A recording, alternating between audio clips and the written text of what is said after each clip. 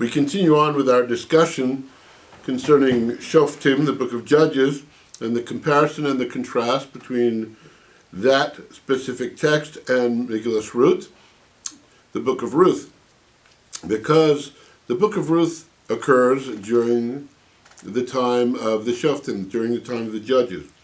Just to recap what we did last week, the difference first that we see between Megillas Ruth and Shoftim is Megillas Ruth is harmonious and it has a peaceful lifestyle, as opposed to Shoftim, the book of Judges, which is replete with violent and warring atmosphere. They have a different trajectory and they have different conclusion. We see in Shoftim, in the book of Judges, there's poor national cohesiveness, and there's no Achdus. There's no unity among the people, among the tribes, among the people, and they break off into each little tribe of their own, as it were. In Megillas Ruth, in the story of Ruth, we see unconditional loyalty, specifically to family, where Ruth adheres to Naomi, and she gets close to Naomi, and she, of course, says the famous lines, "Your people are my people. Where you go, I will go. Where you will die, I will die." And in fact, that loyalty to Naomi sets up the whole conditions of what's going to happen in the end, where Boaz marries Ruth and continues a family tree. Interesting, one must realize that Ruth is leaving a great deal. She's a princess. She's a princess of Moab, and she is leaving all of that behind to follow in a, quote, Jewish pathway, end quote. Elimelech, Naomi's husband, may have abandoned his people for food, specifically leaving Eretz Yisrael, leaving the land of Israel to go down into Moab, but Ruth returns with Naomi, and Boaz ensures what the future will take on, and of course ending up with David HaMelech, with King David. So that is our recap, and now we move on. So we move on into some comparisons of chapter 19 of Shoftim, chapter 19 of the book of Judges, and then we're going to move into chapters 1 through 3 of Megillat Ruth. So here in Shoftim 19, in Shoftim Yutet, it says, the brutal story of the concubine. It begins with a man marrying a concubine from Beit Lechem in the area of the tribe of Yehuda. The concubine's betrayal of her husband drives her back home to Beit Lechem, to her father's house. After several months, her husband comes searching for her to persuade her. The Hebrew term ledaber el liba, to literally speak to her heart, to get into her being, to get into her soul, to return to him. Once there, he spent several days eating and drinking and lodging at his father-in-law's home. And when on several occasions he and his wife attempt to leave, his father-in-law urges him to stay. He says, stay and lodge, stay around, let your heart be merry, be happy, indulge. And finally, the couple leaves late in the day, spurning the suggestion that they stay in the Yevusi city, in the Jebusite city, on the grounds that it's a city of foreigners. And they arrive in the Benjamite city of Giv'ah, and once there, no one offers them hospitality. No one opens their homes to give them a place to stay. And it seems that they will have to sleep in the streets. Finally, at the end of the day, an elderly gentleman making his way back from his work in the field offers them a place to stay. And the people stay there, and the shadows of the night recede into the background as this elderly man and his guests sit down to eat and drink. Interesting the way we see the disunity and disharmony, no one offered, a place for them to stay. Only one person. Now what do we see in Megillas Ruth? So what we just saw is that of a disharmony and coming to an end, a little bit of harmony. Here, the man Boaz, which is the family member of Naomi and Elimelech, is the only one who has been kind to Ruth specifically. So that's a comparison to this old man who was kind to the couple. And Ruth describes herself as a foreigner. Va'anochi noch riyah, I am a foreigner, and therefore an object of suspicion. Ruth refers to Boaz as her master, and to herself as his maidservant. But he treats her not only with respect, but more importantly, with compassion, generously providing her with food and protection in his field. Ruth is surprised beyond belief by Boaz's attention and falls on her face in gratitude. This is the text specifically from chapter 2. And attests that he has comforted her and has spoken to her heart.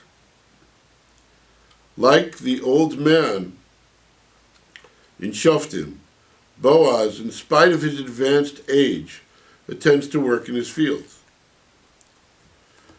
Ruth needs to be married, and she's seeking marriage and approaches Boaz in the field one night after he eats and drinks, and his heart becomes merry. Ruth lies at the foot of his bed waiting to see what he will do. He awakens and finds a woman at his side, and she proposes that he spread his wings over her, literally his blanket. Boaz's response is one of beauty. It's gentle and it's noble. He blesses Ruth in the name of God, speaks of her goodness and her kindness, and describes her reputation as an Eshet Chayil, a woman of valor. Those 22 verses at the end of the book of Proverbs, which is written or attributed, attested to Shlomo HaMelech, to King Solomon. Eshet Chayil, an accomplished woman, a woman of valor, a special woman. He then offers her safe lodgings for the duration of the night, maintaining that in the morning he will ensure her redemption, meaning that she will be enveloped back into the family.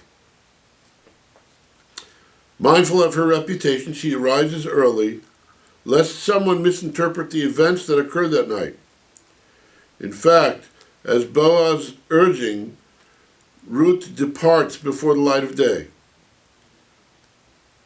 Al yivada, no one will know that a woman has come to the floor of the threshing tent.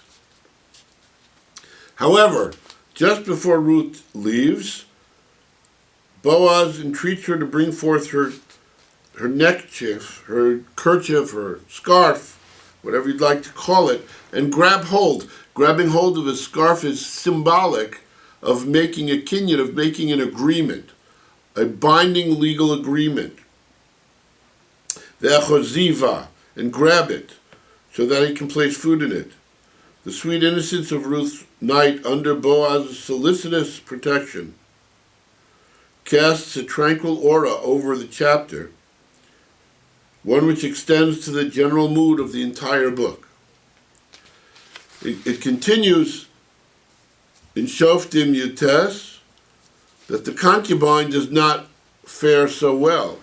In the book of Judges in chapter 19, over the course of the night that she spends with her conciliatory husband, despite the fact that he has traveled to retrieve his concubine, he pays her little attention and really does not care so much about her.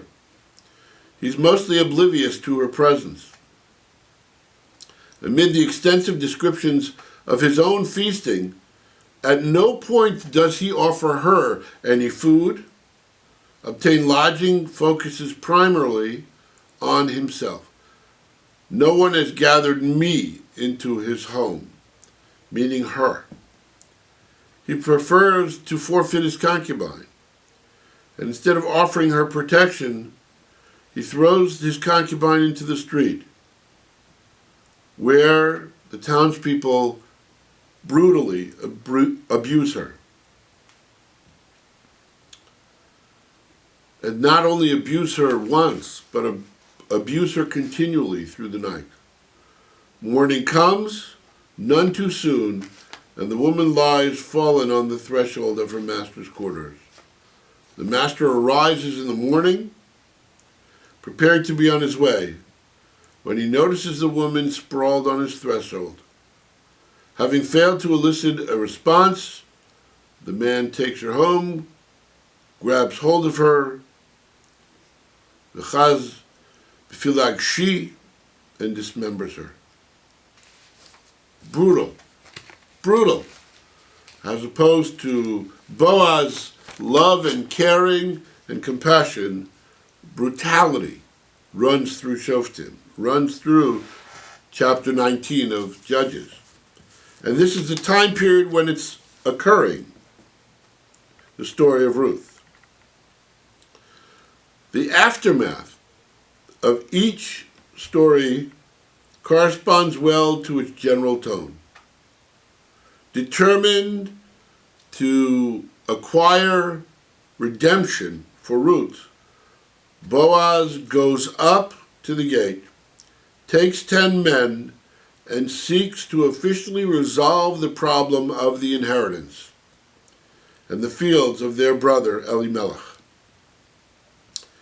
Equally determined to seek restitution for the wrong which has been done to him, the concubine's husband distributes her dismembered body parts to every field and inheritance. The children of Israel arise, take 10 men from every 100 men from every tribe, and set out to wage war against their brothers.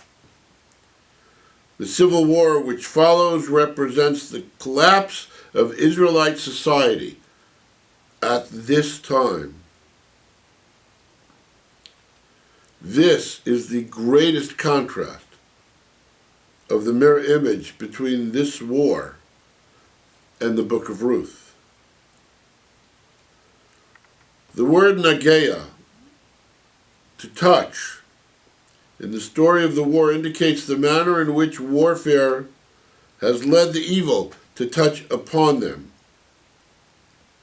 In contrast, Boaz tells Ruth, what? He tells her, have I not commanded the young men not to touch you? Boaz's command to the young men not to touch Ruth is good for Ruth. It is also good for them. A fact attested to by Naomi's response to Boaz's protective command. It is good, my daughter, that you should go out with his young women, and they will not harm you in another field. The word davak means to cleave. The modern Hebrew word devek means glue. This word davak, to cleave, appears 4 times in Sefer Ruth, in the book of Ruth, Megillas Ruth. The first describes her loyalty in cleaving to her mother-in-law. The next 3 appearances of this word act as Ruth's ostensible reward for her compassionate behavior, as Boaz encourages her to keep herself safe by cleaving to the female workers. This favorable word, davak, seems to connote union and loyalty. Nevertheless, in the story of the Civil War, the word signifies encroaching dangers and the hot pursuit of the opposing army, which presses closer as the tribe of Binyamin endure the final conclusive blow. The word mashchit in the war refers to the annihilation of the population. In the book of Ruth, Goel expresses panic at the thought that his marriage to Ruth will impair his estate. Lest I will destroy, ashchit, my inheritance. The Goels impair his estate. Interestingly enough, the Goel's panicked use of the word is both non-violent, in contrast to Shoftim, and to Judges, and patently wrong, as we see when Boaz marries Ruth without causing any damage to his own property and his own inheritance. The word menucha we translate often as meaning rest, but it means so much more. The meaning of the word menucha in Shoftim is difficult to ascertain. Some assume that it is the proper name of a town. Others, that it is a description of a place in which the army of Binyamin, the army of Benjamin, rested. In either case, there is an iconic contrast between the use of this idyllic word immediately prior to the decimation of the Benjaminites and the peaceful nature of this word in the book of Ruth. There it conveys Naomi's blessing for marriage. What does she say? God shall give you and you shall find restfulness, menucha, each woman in the house of a husband. And later in the narrative of Ruth, the same word expresses the solicitous concern of a mother-in-law for her daughter-in-law's future. My daughter, will I not seek restfulness that shall be good for you? The description of the Benjamite men of valor, interestingly enough, Eshet Chayil, the woman of valor, from the 22 psukim, the first verse of Proverbs from Solomon, has 22 verses describing the perfect Jewish woman. One does not exist for the Jewish man. However, here, in this case, the description of a Benjaminite man of valor is called an Anshe Chayil, a man of valor, who have bravely taken part in this deplorable civil war to defend their tribesmen from the consequences of their own horrific actions, is the antithesis of Boaz. Boaz is an Ish Chayil. Anshe Chayil in the book of Judges, in the book of Shoftim, is a negative. But Ish Chayil, a man of valor, when it appears in Megillas Ruth, is characterized by nobility of spirit, the courage to stand up against those who oppose his willingness to embrace the foreigner, and the strength of character to pursue what is right. In the same way, Ruth is termed an Eshet Chayil, a woman of valor. This does not refer to her military prowess, but rather to her inner qualities, just as the 22 verses in Proverbs. Her fortitude, her tenacity, and determination to follow a virtuous path, despite the hardships involved.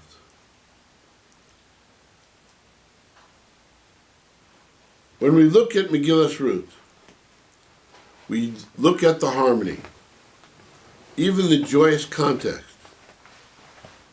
Ruth works to obtain food until evening. She and Orpah twice raise their voices and cry in sorrow at the possibility of parting from Naomi. But Ruth takes the only promise, the only oath in the narrative. And it is a memorable one, unifying Ruth and Naomi through Ruth's loyalty, determination, and compassion. The root nicham in Ruth is used to denote consolation, not regret, as Ruth describes the solace that she has derived from Boaz's consideration. The word notar, or remnant, refers to Ruth's satiation and the leftover food she gives to Naomi. The fear of erasure of a family also abounds in Megillat Ruth. Interestingly enough, the word notar is similar to the word pleita, where in Torah we have the term she'erit ha'pleita, the last remnant. On many Holocaust survivors' headstones, it's written as she'erit ha'pleita, the remnant of the remnant, as it were. So this theme, the fear of erasure of a family, which we see in Megillat Ruth, is most important in its connection to Shavuot, in its connection to celebrating the giving of the Torah. For this is how a family continues. A man's name should not be lost, should not be cut off from his brethren. And so the solution of Megillat Ruth, abetted by the elders of the city, remains as peaceful as its objectives. And marriage is procured in a tranquil and sympathetic environment. Ruth ends up with the abundance of blessings, providing hopeful prospects for continued societal well-being. So let's come to a review of the divergent tones and atmospheres of these two parts of text. Megillat Ruth is a story of loyalty, generosity, union, marriage, blessings in life. And the narrative of Shoftim, of Judges, is a story of division, selfishness, miserly behavior in war, destruction, curses, and death. It is no wonder that the threat of annihilation of a tribe of Israel, attended by an ominous portent of doom, closes the narrative of Shoftim. So while Megillat Ruth occurs in the time of Shoftim, it's determined these two books must remain separate because they are in essence two opposing models of society. In the society of the book of Shoftim and the book of Judges, the people are stingy, self-absorbed, detached, and unhelpful to one another. This society invariably leads to chaos and disorder, and lack of leadership, and ultimately the unraveling of the entire societal infrastructure, culminating in civil war. In the society depicted in Megillat Ruth and the book of Ruth, peace and harmony reign alongside kindness, serenity, and compassion. This society leads to harmonious existence and the possibility of a monarchical infrastructure characterized by societal unity. Thank you.